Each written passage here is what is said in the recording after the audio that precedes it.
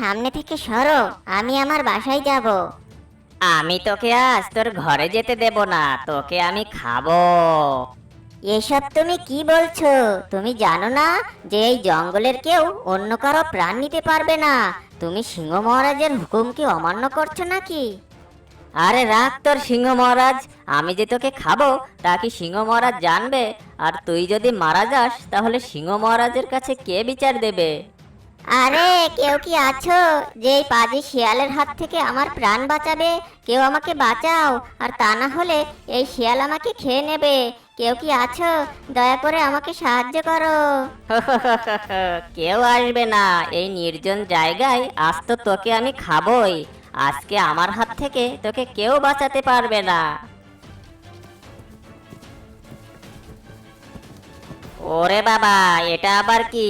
এ তো দেখি ভাল্লুক। আজ তুই ভাল্লুকের জন্য বেঁচে গেলি, আরেকদিন তোকে